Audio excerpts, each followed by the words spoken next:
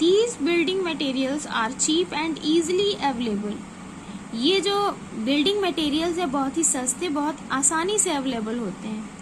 Some other common building materials are concrete, glass, iron and thatch.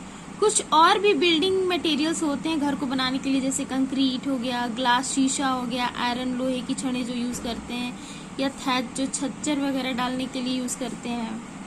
Oral question, choose the correct answer. Houses in hot, cold और rainy areas have thick walls and flat roofs. Area में जो घर होते हैं उनकी दीवारें कैसी होती हैं? थिक वॉल होती हैं और फ्लैट रूफ्स होते हैं. हाउसेज इन हिली एरियाज, जो पहाड़ी क्षेत्रों में घर होते हैं, are build using bamboo and would.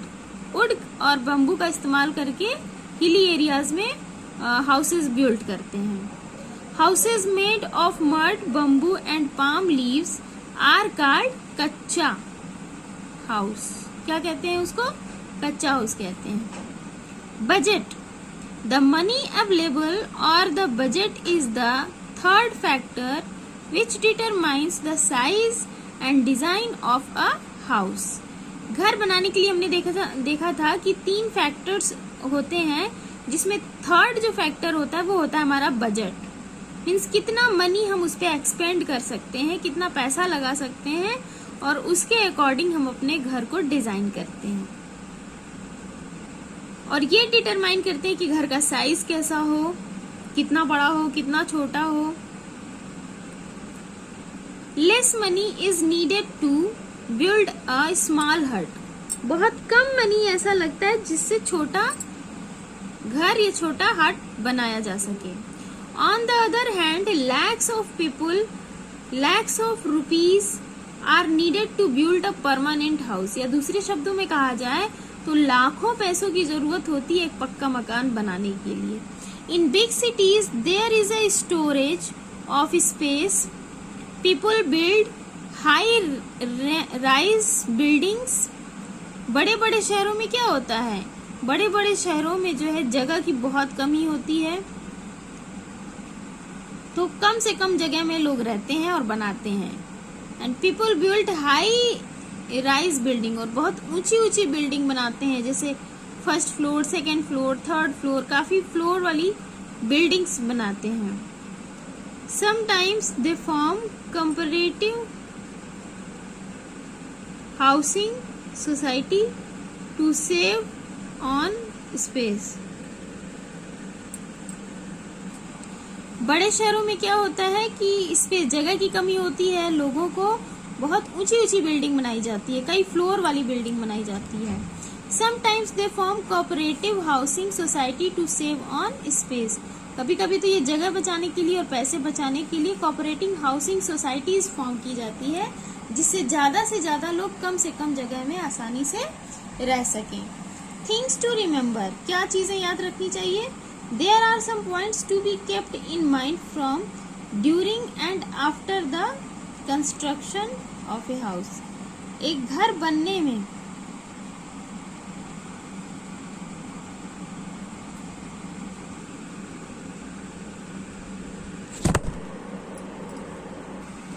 Before building a house, an architect makes a plan of the house depending upon the space available.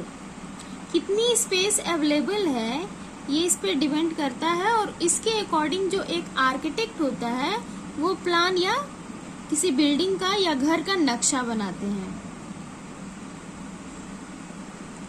And on the needs of the people who are going to live there, और वो लोगों की क्या ज़रूरतें हैं, किस तरह का वो मकान चाहते हैं, इस पर भी डिपेंड करता है. The plan also depend on the amount of money, और पैसे पर भी डिपेंड करता है कि कितना आप जो है मनी एक्सपेंड कर सकते हैं घर बनाने के लिए.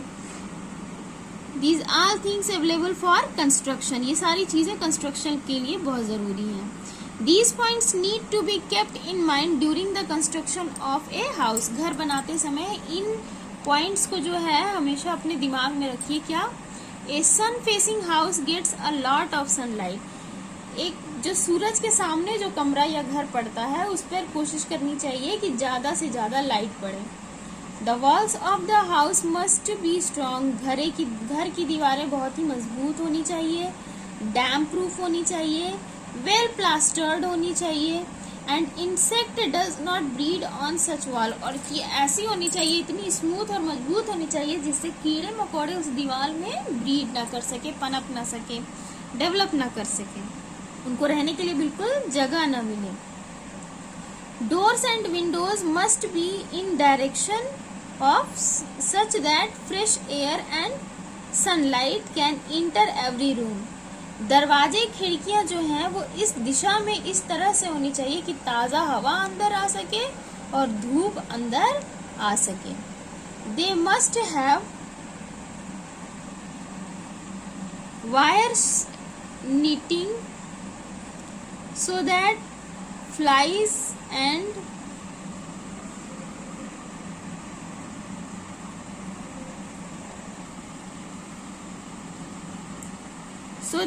and mosquito cannot get in, जिससे मीन्स दरवाजे खिड़कियां जो हैं वो इस डायरेक्शन में होनी चाहिए जिससे ताज़ा हवा और धूप आ सके, और धूप रहेगा तो घर में नमी नहीं होगी, और जब नमी नहीं होगी, कहीं पानी नहीं ठहरेगा, तो मक्खियों और मच्छरों का तो सवाल ही नहीं है, ये सब भी पनप नहीं पाएंगे और हम अपने घर में सुरक्षित रहेंगे। A house can be made safe by fitting the doors and Windows grill, एक घर जो है कैसे सेफ हो सकता है, जब हम उसमें ग्रिल लगा देते हैं, जालियां लगा देते हैं, तो घर क्या हो जाता है, सेफ हो जाता है। The floor of the house must be levelled and made smooth, smooth बना होना चाहिए और लेवल्ड होना चाहिए। It must have a good drainage system, और घर का जो गंदा पानी है, जो निकासी है, उसको बाहर जाने के लिए अच्छा ड्रेनेज सिस्टम होना चाहिए। कवर्ड ड्रेन्स, जो ड्रेन्स हैं वो ढके हुए होने चाहिए।